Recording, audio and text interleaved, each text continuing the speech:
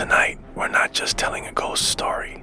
We're taking you inside a house where the past never sleeps. A place where whispers echo from walls that have witnessed the unthinkable. This is the story of the LaLaurie Mansion in New Orleans, a place so infamous, its evil has become legendary. Picture this: Royal Street, New Orleans, 1832. Socialite Madame Delphine LaLaurie is the talk of the town, known for her lavish parties and high society status. But behind the opulent facade, a sinister secret was festering. Rumors swirled among the locals about the strange and sudden disappearances of her enslaved servants. Neighbors reported hearing screams and cries, only to be met with silence when they inquired. The truth was far more horrifying than anyone could have imagined. Madame LaLaurie wasn't just a strict mistress, she was a monstrous tormentor. In her private chambers, hidden from the public eye, she conducted unspeakable acts of cruelty. These weren't just punishments. They were sadistic experiments born from a mind devoid of empathy. The city's polite society turned a blind eye for a time, perhaps unwilling to believe such depravity could exist in their midst. But evil has a way of revealing itself. On April 10, 1834, a fire broke out in the mansion's kitchen. When firefighters arrived, they made a ghastly discovery.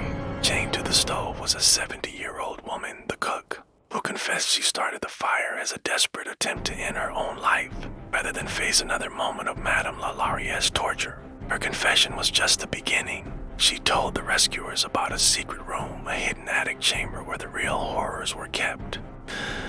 Firefighters, now a rescue party, broke down the door to the attic. What they found inside would haunt the city of New Orleans forever.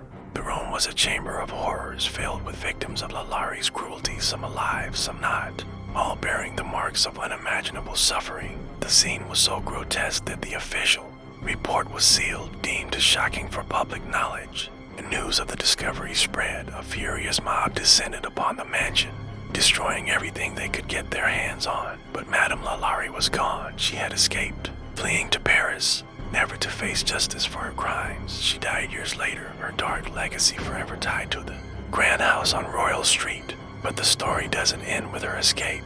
The mansion itself seems to have absorbed the pain and suffering that occurred within its walls. Almost immediately after the fire, people began reporting strange occurrences. Passersby would hear phantom screams and moans coming from the empty building. Figures were seen staring out of the windows, only to vanish when approached.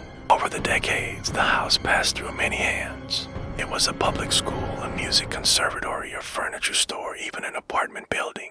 But no one stayed for long. Every new owner and tenant had their own terrifying tales to tell. They spoke of apparitions of tormented souls, of being pushed or scratched by unseen forces. Furniture would move on its own, and disembodied voices would whisper in the dead of night. One of the most frequently reported spirits is that of a young girl, believed to be the ghost of a child who, according to local legend, fell from the roof while trying to escape Madame LaLaurie's wrath.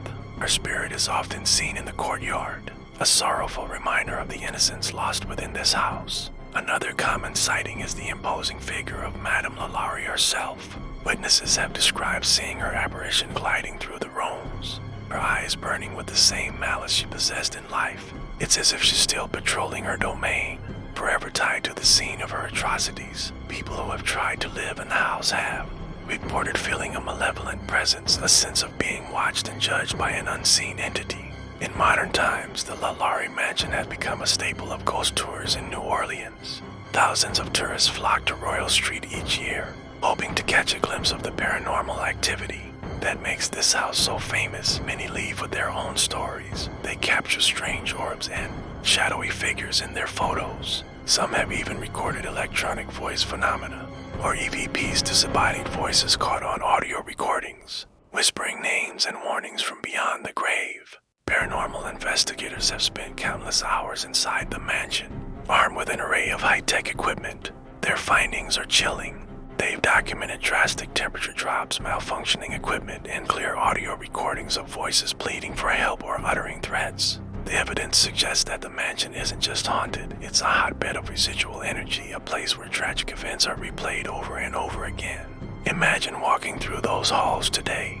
The air is heavy, thick with the weight of history. Every creak of the floorboards, every shadow in the corner of your eye feels like a direct connection to the suffering that took place here.